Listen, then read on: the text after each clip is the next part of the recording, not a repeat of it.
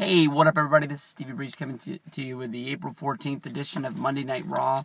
We're going to run down what we're thinking today. I'll be going down tonight. Tonight should be a good edition of Monday Night Raw, seeing what direction they're moving in, firing on all cylinders coming out of WrestleMania 30, moving into Extreme Rules.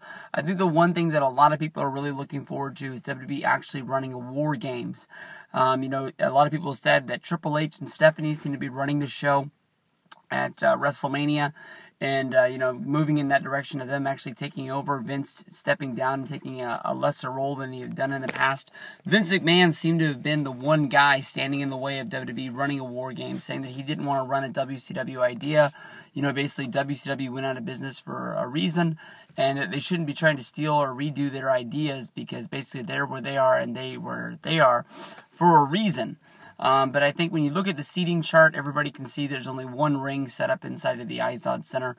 Damn, it would have been awesome to go to this show, but, I think I really wanted to go see Extreme Rules in Seattle for the one reason that I wanted to see Daniel Bryan win the title. That they were going to do Triple H versus Daniel Bryan at WrestleMania, and that was going to be his, the okay to go after the title. He was the true number one contender, and the authority wasn't going to stand in his way. But we all got to see it at WrestleMania 30. It was an awesome thing. So here's to, Extreme Rules having a good show out there in New Jersey and seeing what they can do. WWE, I think, can honestly look at War Games and make one, change to it. When you look at a Royal Rumble, I don't know how many guys is the most they've ever had in there, but, look at, WrestleMania 30 with the Battle Royal, they had 30 guys in there at one time. If you were to cut that down and you were to have 8 guys in one ring surrounded by the cell or a cage, I don't think it would be the end of the world to change War Games to only have one ring. There's been times when you have lots of guys in there at one time, and actually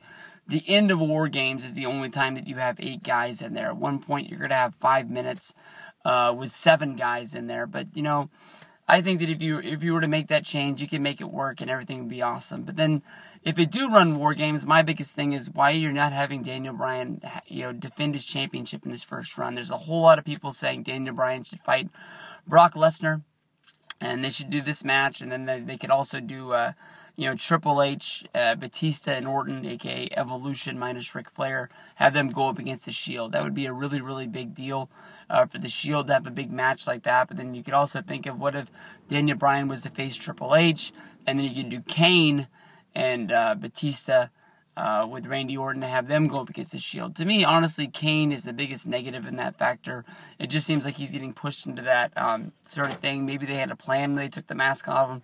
When they laid out the future of everything they were doing. Maybe Triple H is more of a futuristic booker, or like Vince used to do it back in the day from when he would sit down with Pat Patterson and they would go over the next 6 months of booking ideas and see what direction that they were going to go into. Not 100% sure. Funny, when I went over Monday Night Raw last week, I completely forgot about Paige. You know that Paige is going to be having some sort of a big match with AJ. She's going to be wanting that championship back after having it after so many days. Now that she's finally lost it, now they can push out all this AJ merchandise, sort of just stealing the CM Punk idea, call her the best in the world, put a shirt out there, even make a plaque at WWE shop, and AJ Lee, make it out of however many days she was champion, 300 or whatever the hell it was. But that seems to be all the big things that's going to be happening on Raw. Of course, you're going to have Cesaro versus Swagger. They're going to set up that match. But I think everybody's going to be focused in on what Daniel Bryan's doing with that championship. Is Triple H going to make him the first guy to go to the front of the line to get a title shot to make sure that they get that championship back, or are they going to play off the thing with Stephanie, saying, Triple H, do you really want to be champion? Do you really want to do house shows? Do you really want to take this on, with your family, with your other role, everything like that? So there is a little bit of a step back for going for there, but we're going to see some sort of setup with Evolution. Triple H, Batista, and Randy Orton seem to be all on the same front. They all have one plan. No matter who it is that beats Daniel Bryan, one of them wants to take that championship off him. Maybe in the long run, it'll probably be Batista if I had to put money onto somebody, but we're going to have to see, because as of right now, Kane and the Shield seem to be the mystery in what's going down and all that.